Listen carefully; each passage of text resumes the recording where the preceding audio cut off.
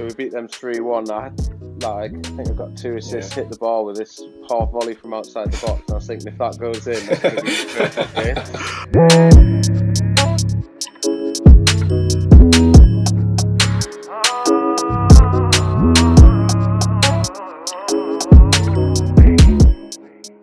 Back with another one. Let's go.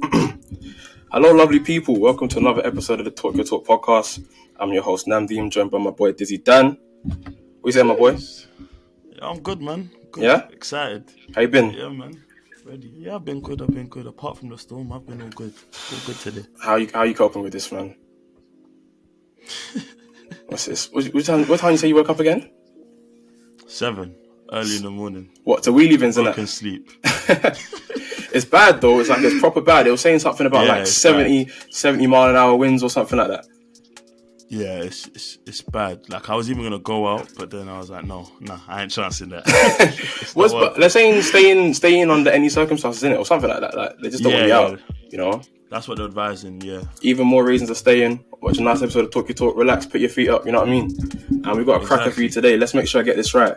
Former, Derby, Torquay, Rotherham, Fulham, Ipswich, Preston, Oldham, Grimsby, Transmere, Gillingham, Morecambe, and Altrincham. The ginger master himself, Mr. Pringle, joins the show. How you doing? Hey. Yeah, I'm all good. Thank you. Yourselves? We're good. Thank you so much for coming on. How's the storm up in Manchester? Is it alright? Not too bad at the minute, mate. Just not as bad as down south, so hopefully it stays that way. But yeah, it's not great, is it? Not too bad. Yeah. And before we even start, I think congratulations in order. I know you had a baby last week, so congratulations. How's things been there? Cheers, fellas. Yeah, it's been really good. Yeah, just carnage in the house now, but all good. Not surprised. Okay, let's get straight into it. Before we even do, please make sure you like and subscribe. Dan, we need to think of a nice creative way to make them like and subscribe. How are we going to do that? We'll think of it as time goes on. Yeah, as time goes on, but let's keep it simple. Right now. But they got to do it though. They got to like and subscribe. Wherever you listen to us on Spotify or on YouTube, thanks for joining us. And Mr. Pringle, I know you've done a couple of these, so we're going to try and make sure that we don't ask you any questions that you've already been asked before. We do it differently over here on TYT. So we're going to get straight into it with some icebreaker questions, set the mood a bit, and loosen you up a bit. So we'll start from the very start. At the moment, what song or artist do you have on repeat at the moment? What a question that was. I would normally say Drake, but I wasn't really feeling his Certified Lover Boy. Oh yeah, album, are you serious? You were feeling it? I like a couple of the tunes. Don't get me wrong. I think him and Kanye brought out album very similar times. Yeah. I don't mind Donda, to be fair, but yeah, I don't know. It's a tough one, to be honest. I might have to go on my playlist and have a look and see what my favourite is at the minute. I couldn't give you one off the top of my head. You know what? I think I'm in a small percentage of the world. I wasn't a big fan of Donda, you know. I don't think it was great, personally. No, I thought it was quite a good album. Yeah. What's going on? it was alright, but I mean, I like CLB personally. I think it was alright, but it was a bit, I think by Drake's standards, it wasn't. Do you know what I mean? Like, what do you think, Dan? To be honest, at first I thought CLB was a bit, but then over time it grew on me, innit? So and every time I listen to that album, I can't skip a song. But that's Drake's speciality. He doesn't really do skips, innit? You know? Yeah, I think it's true. Everyone was saying it was like Drake versus Kanye, wasn't it? When they brought them out first. But to be fair, Dave's album, I've been banging that, so I'd probably say, Clash and In the Fire, is it? I think great tip. Okay, cool. Did you see his the Brits performance that he did? I did, yeah. It was sick, wasn't it? Amazing. Good. Amazing. Top artist. Very good. And he's got his tour going on right now as well, so... No, I should have got a show. I'm going to regret that, not getting a day ticket. Go on, we'll go with the second one. Go on, Dan. Cool. So what I'm going to ask you is that if you were to have your own late night talk show, what first guest would you get on? It's an interesting one. Yeah.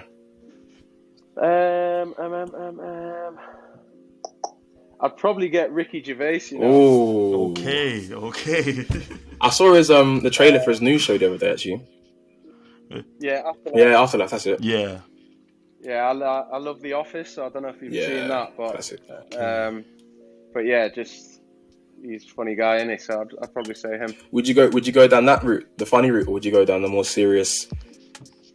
Yeah, I think I'd have a mix, to be honest. Probably have someone serious, someone funny, and then some footballer, I'm guessing.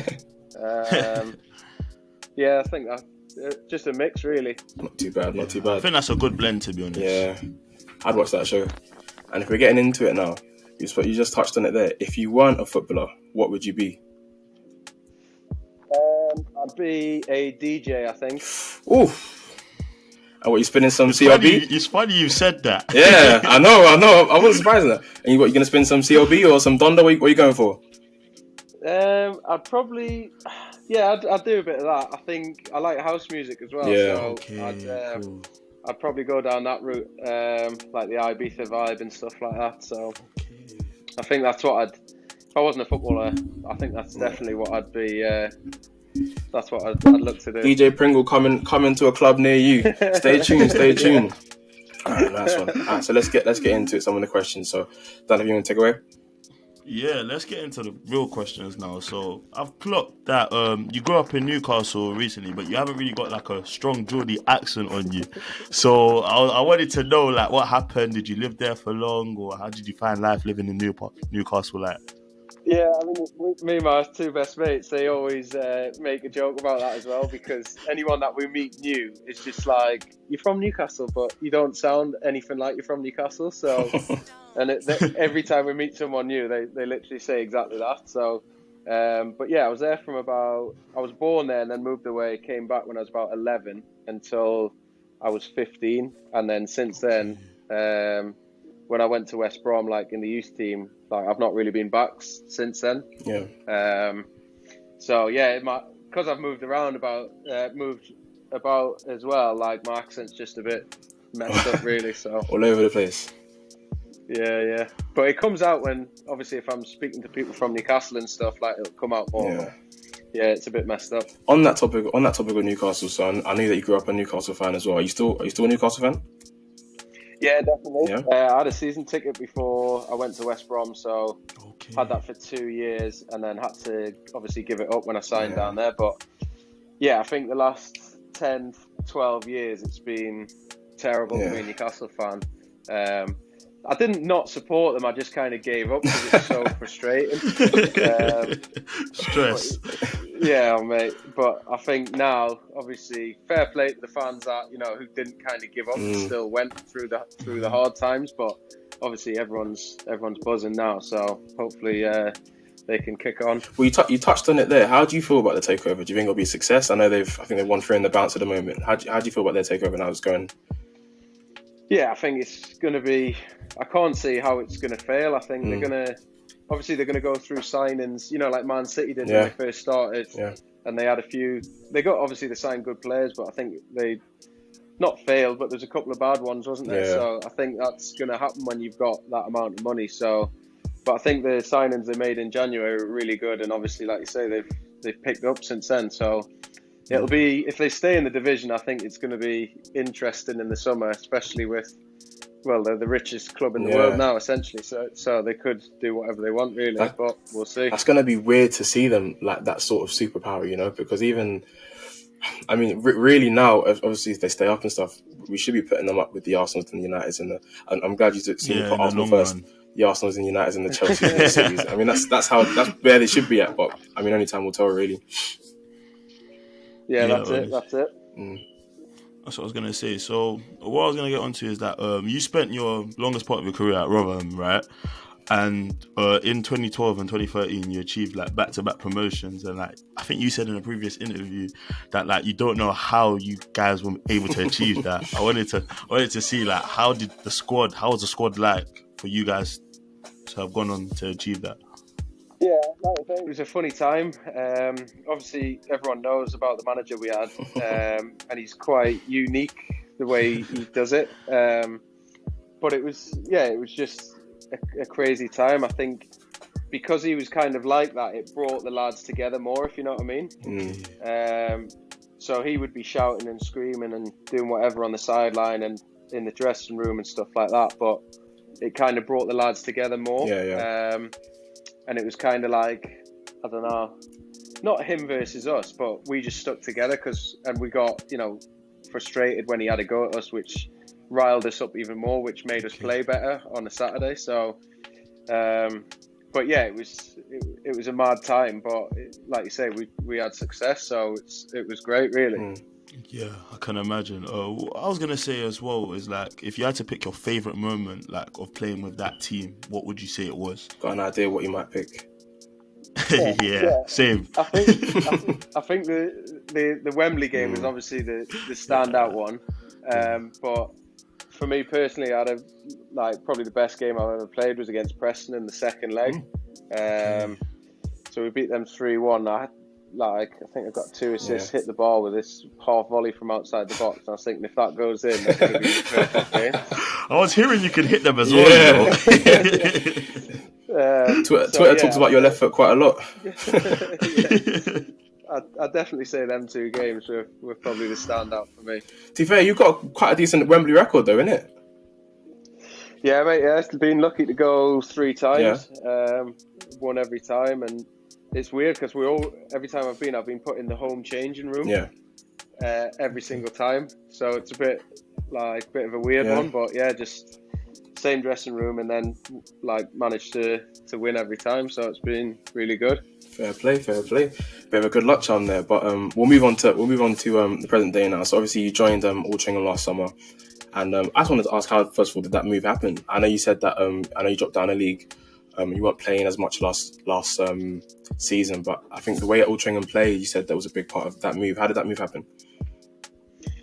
It was just my agent. He spoke to the manager, and that was pretty much it. He just said, we'd like you to come in. Told me a bit about the club and how they play and stuff. And I think for me it was important that I just wanted to play. I think after Rotherham, I'd not really cemented down a place at a team as regularly as I did at Rotherham. So, and especially last season at Morecambe, which was really frustrating. I just thought, I want to go somewhere and make sure I'm going to be playing and just try and enjoy it again, to be honest. So that was the main thinking behind it. How different was it? That's the joy of the game. Yeah, exactly. If that's taken away from you, I mean, that's the main thing. I know you, even talking about the joy of the game. I mean, obviously you spoke about Steve Evans before, and his methods and his tactics and how that got the best out of you, and that at the point you are in your career now. How different is that?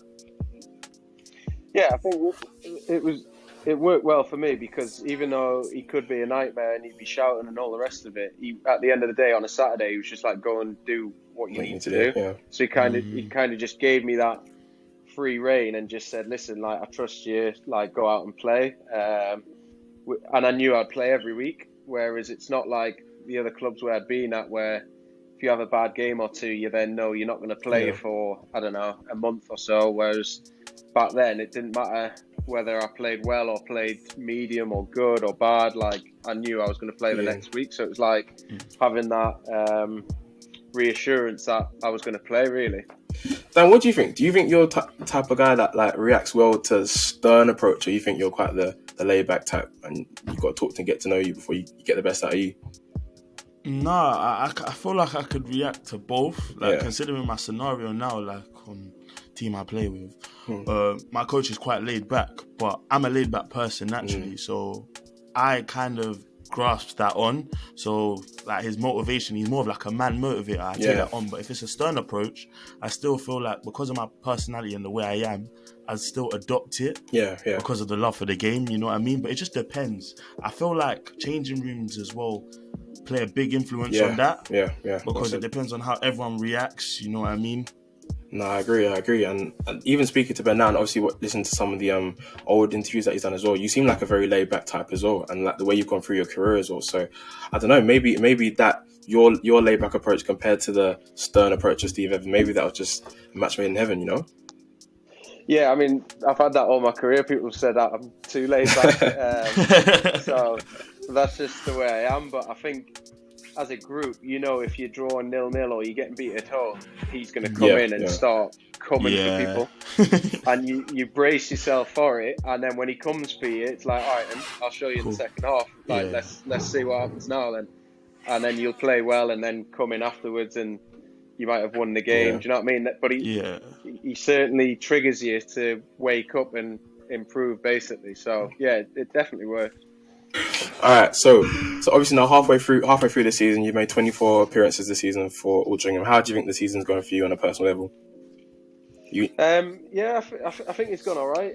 I think I'd like to play more games, as everyone would really. But yeah, we had a bad spell from probably about November to January where we weren't winning many games. So it was difficult, but I think we've turned the corner now. So hopefully from now until the end of the season, we should have some good performances, I'm hoping. Yeah. I was telling Dan off camera actually, because I cover Barnet.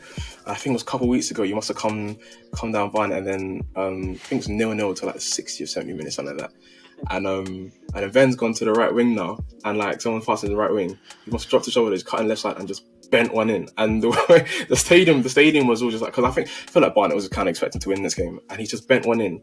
And then he just walked off so calmly, like Prime Bay or something. But we'll see. But then, and finally, how does Altrincham compare to the other places you've played for? It's different because I've been used to kind of full time, for the last 12 years going in training every single day. So that took a bit of not adapting, but it was just a bit strange to begin with. To obviously go and training twice a week, but I think I do like it, to be honest, because like I say, last season at Morecambe I was just not even playing or getting in the squad, so it was frustrating having to go in every day, and even though you knew the manager wasn't going to use you. So I think if I was younger it would be different, because obviously everyone wants to get to full time. So but I think for this stage in my career, it's perfect at the minute. So all good. Nice. That's good. Yeah. So I've noticed that like you've been quite a journeyman over the football league ladder and everything, and I wanted to know and find out how you managed to reinvent yourself and be useful on every team you've played for. Good question, to be honest. I think at Rotherham, the football's changed since I was at Rotherham. We used to play 4-4-2. I was on the left just crossing balls in. And I wasn't really blessed with natural pace, really. Like you see wingers now, they're just rapid down the wing. Yeah. Which wasn't me at all. But Ipswich was kind of similar to Rotherham. But I don't know. I think the formations have changed, and I went in like centre midfield or left of a three in midfield, so which I think suited my game like a bit more, if you know what I mean. Yeah.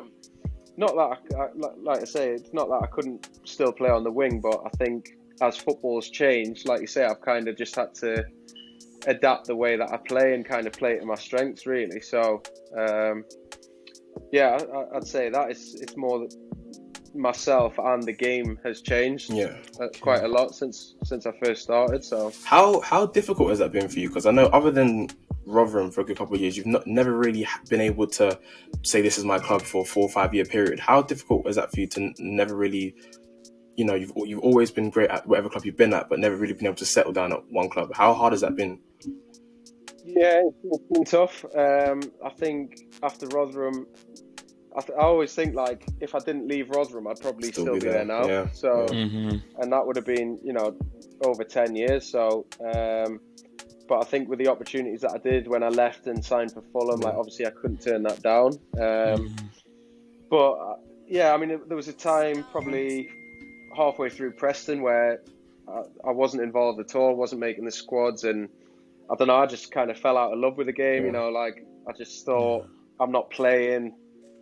All those type of thoughts goes through your head. Like most footballers will have them throughout their career. It's been frustrating to like you say, just not being able to kind of settle at a club for whatever reason, really. But hopefully that'll happen at Altrincham this season if I stay on next year. So we'll see what happens. And has it been the love of the game that's kept you going then, even when for the hardest times? Is it love of the game? Is it a bit obviously family commitments as well? What's kept you going? I think it's more that I can offer something. As long as I can still offer something on the pitch, then I know that I shouldn't just kind of let it go. Yeah. And I think that's, obviously I'm getting on a bit now, but I think like as long as I can still do that, you know, for however many years, then I'll keep playing. Yeah. But yeah, it was tough because, like you say, Rotherham, I was just stood on the left crossing balls in, and then from then to kind of not play at Preston at all, and you know, those types of teams where I didn't play for a year. Like you say, it was about kind of reinventing yourself and coming back as a different player, or trying to settle a place down in a team. So yeah, it's been up and down, but yeah, hopefully it'll be enjoyable for the next however many years that I play now. Like speaking on that topic, I was just thinking, like, this just kind of reminds me, I don't know if this is just a me thing, but I feel like when you go out of that Premier League into the Championship, League 1, League 2, like Football League bracket, I feel like sometimes even though you might get a set contract for like 2-3 years, it feels like it's a 1 year probably rolling contract, because I feel like it's so easy to fall out of place with teams. And like you said, at Preston, like, you kind of found yourself not playing, kind of lose the love for the game, and it just happens. Like, I don't know if you see the same mindset that I do, but yeah. Because players are in and out the door, managers are in and out the door, you know, and it's kind of harder to find stability in the lower league. Yeah, very cutthroat, which is why I said it's such an achievement that Ben's been able to stay in the game and always bring something to the team, whether it's off the left or the right, in the middle, you know. It's great. Yeah, I think when I left Rotherham, I signed 2 years at Fulham, and then I left Fulham and signed 3 years at Preston. So essentially there was like 4 or 5 years where I knew kind of I was under contract, which was the security and, you know, what players want and look for. I think after leaving, when the Preston deal expired, when I was 31, I think it was, that's when I realised kind of how tough it is for younger players or players trying to make their way, because like you say, it's only 1 year contract, max 2 years. You've really got to impress and try and get another contract, try and get more money, do whatever you need to do in a short space of time. So I think it's definitely harder now for players coming through, like younger players, especially, you know, League 1, League 2, National League. I think it's certainly below, like National League and below, it's even not worse, but there's no real contracts, is there? You can just send people out on loan or sign people whenever you want to.